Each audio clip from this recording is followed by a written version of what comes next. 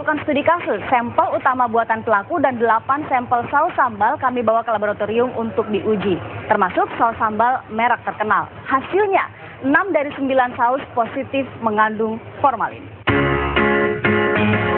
Banyak kuliner Indonesia makin nikmat disantap dengan penambah cita rasa berupa saus sambal.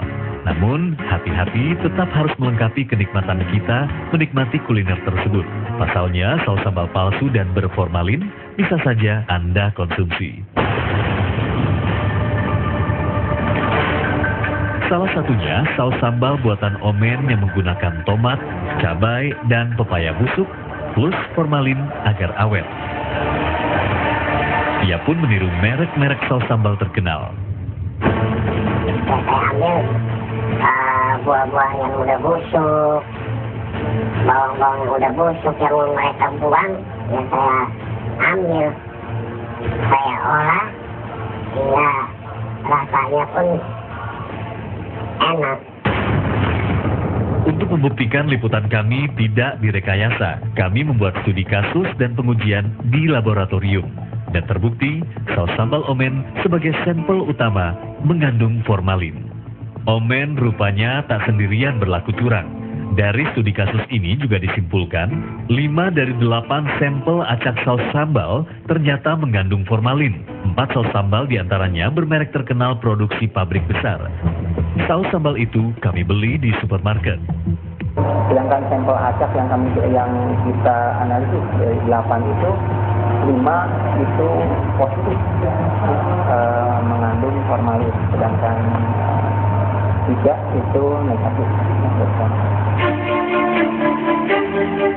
Sementara dalam uji penggunaan pewarna makanan, semua saus sambal yang kami uji tidak mengandung pewarna berbahaya.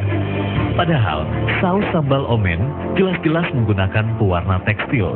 Diduga kuat, pewarna yang ditambahkan relatif sedikit sehingga tidak terbaca media pengukur. Namun, berapapun jumlahnya, pewarna tekstil dilarang ada di makanan. Tubuh manusia memang memiliki kemampuan untuk mengurai racun dan dikeluarkan lewat kotoran, keringat, dan air seni. Namun dengan banyaknya kadar zat kimia berbahaya yang terus-menerus masuk ke dalam tubuh, kemampuan mengurai racun dapat melemah dan kemudian timbullah bibit kanker. Aksi Omen dan produsen saus sambal nakal sampai saat ini belum terendus aparat. Agar terhindar dari kenakalan oknum produsen saus sambal, kenali ciri-ciri saus sambal asli dan palsu. Namun cara yang paling aman adalah membuat saus sambal sendiri. Pilihlah tomat yang tidak terlalu banyak mengandung air atau lembek. Cabai pun dipilih yang segar, cirinya tidak lembek dan tangkainya kokoh. Rasa asam pada saus didapat dari perasan air lemon atau jeruk nipis. Sebagai penyedap rasa, gunakanlah bawang putih dan bawang bombay. Sedangkan pengentalnya ditambahkan tepung maizena. Jika Anda menginginkan warna lebih menarik, bisa ditambahkan buah bit yang sudah dicincang. Setelah semua bahan ditumis dan matang, bahan saus sambal dihaluskan, lalu disaring. Segeralah didapat saus sambal alami beraroma dengan penampilan menggoda. Ada 2 cara menyimpan saus sambal alami ini agar tidak mudah basi. Pertama, masukkan saus sambal ini ke cetakan es dan simpan di lemari pembeku. Umur simpannya 1 hingga 2 bulan. Bila ingin menggunakannya lagi, kita tinggal mengambil secukupnya dan dihangatkan.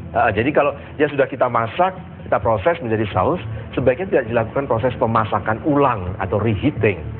Kalau misalnya dia kita simpan di freezer atau di lemari es, kemudian kita mau nikmati, tentu kita tidak pernah menikmati saus yang rasanya dingin ya gitu.